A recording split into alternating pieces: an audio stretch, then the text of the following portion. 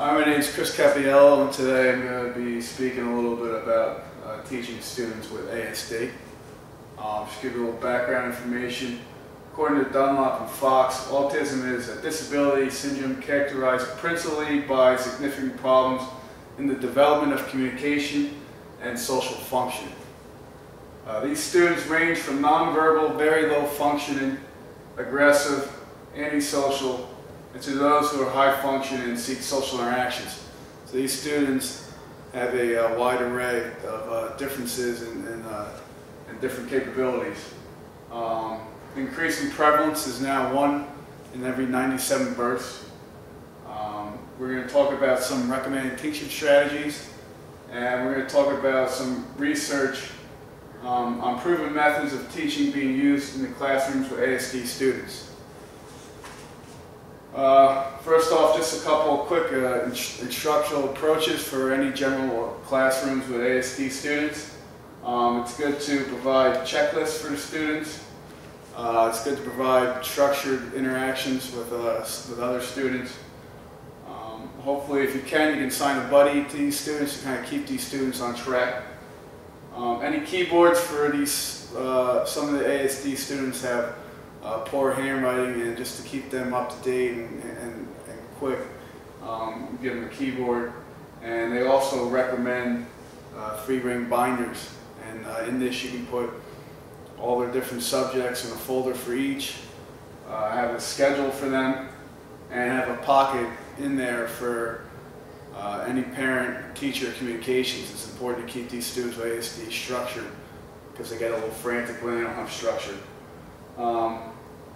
I did some research and looked at autism learners and literacy. They found some beneficial things that help these students to comprehend and know what they read and to relate back to their teachers. One of the studies done by Collinson and Griffith, they studied the putting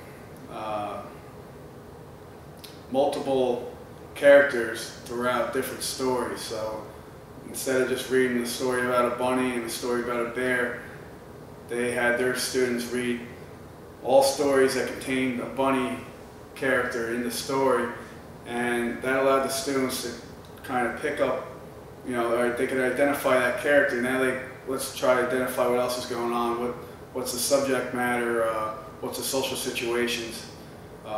Using the same character allows these students to identify with this character and allows them to process that and move on to the next subject at hand. The next area of research for students with autism is the health and physical education classroom. Some methods we could use there: social script fading. This helps for any type of sexual relationships, friendships, and teaching them their role in employment. These students have trouble with social interactions. They're not sure what to say and how to say it. So social script fading with a teacher allows them to practice saying what they're supposed to say to somebody else. And then you can slowly take away some of the paperwork and just have them going from what they remember and off the top of their head. And that helps them be comfortable with transition to at the actual real life situation. Task analysis, breaking down each task into parts. You can't just tell these students to go do that. You kind of have to explain exactly what happens. This helps for personal hygiene, how to take a shower, what to use the soap on, how to use the soap, how to dry off, where to dry off. All those things are important. Also exercise. You can't just tell a student to go run. Most students you can't, and students with autism, you gotta overly explain. Make sure that a lot of them are very intelligent students. It's not the intelligence, but they're very literal, and they only understand when you tell them direct sequences. Another activity I read about, and this is for students with severe autism and mental retardation. It's called Success in Physical Activity, SPA. In this, they break down the gym into stations. They use high, clearly defined boundaries. And they use waiting chairs and folders at each station, and they use poster board with students' name and a schedule. So what they do is they break down the gymnasium into smaller units okay? Because big open space scares these students, makes them apprehensive to try something. Also, it gives them physical boundaries so they're not nervous. Have waiting chairs. So for these students, when they come into the classroom, since they're visual learners, they can come in here and they sit in their squads and they warm up and they can see their face, their name, and they go up to their board and now they're supposed to know from here which station they go to. And obviously right here they can see Chris is going to go to the jump and jack station. How does he see that? Well, at the station there's going to be the same symbol, the same written language, and the same color. So the students can start to identify, all right, well that's a jump and jack. Okay, maybe that's how jump and jack's spelled. That sort of thing. They take this off, they go to their station, they put it in the envelope, and then they come back and get the next one. The importance of the waiting chairs is because these students start to wander if you don't have something for them to do. So if they get to a station, somebody's already there, they have a waiting chair, they can sit, relax, and then you know, they know where they're supposed to be. Okay? They won't be uncomfortable, and then they can participate in activity once the next student leaves. Another big issue for any students, especially for students with autism, is transition to college. Choosing the right college, the size, you know, is it too big for these students, the location, the type of school, the length of the school, is it a two-year program, community college, that sort of thing.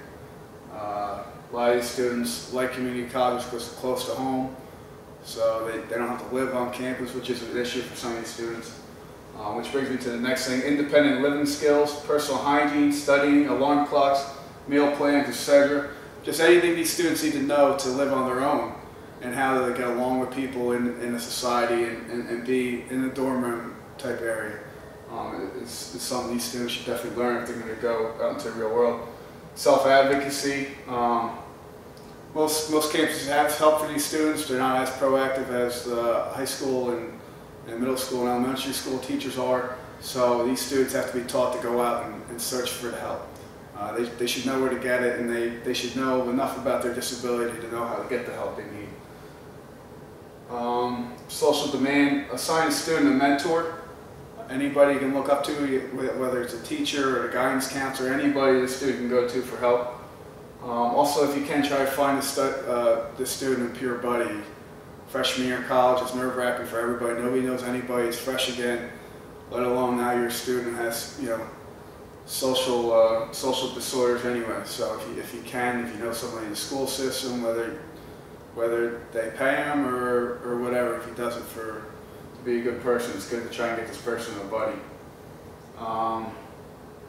I went into further research to kind of try to find out how much research there is out there about autism and the best teacher practices, and also how much is being utilized. So I read 2 articles. One was about teachers in Georgia, and they were surveyed. 85 teachers, I believe, were surveyed, and all these teachers had at least one autistic student in their class, and they were asked about what type of practices they use and what type of methods they use for teaching. At 185 teachers who were researched, only 7.7% were reported as using scientifically based strategies. That doesn't mean that they weren't doing a good job of teaching. It just means that the strategies they use, they never researched. And they don't have heavy research backing them up. Another article I read was an article about Midland County. It kind of reiterates the same thing. The Georgia case had.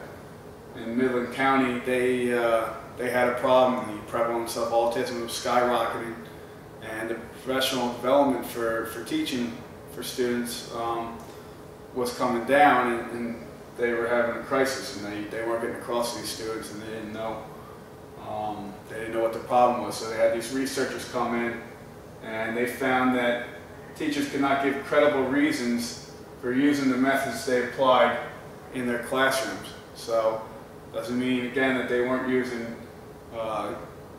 poor practices. It just means that they weren't research-based and they couldn't even give a reason why they were using them. So that's a scary fact. A quote from the authors of this article: "A review of problematic practices revealed that although MCESA was providing interventions to individuals with ASD, there appeared to be no curricular framework or best practice guidelines on which decisions were based." So even if the teachers wanted to look up, well, what's the best way? What do I do next? What's the next step? They didn't have those guidelines set in this county, and that's an important thing, that young teachers know where to go to get the information. So basically, what I wanted to do here is just outline a little bit about autism, some of the practices that are used, but also to outline the fact that there's still a lot to be done as far as research, and there's a lot more to learn. Obviously, there's a lot of school districts that don't have the professional development that they require and that the students need for the teachers to be up to their best performance. So hopefully in the near future, as a profession, we can kind of get our hands around this and improve some of this. Thank you very much.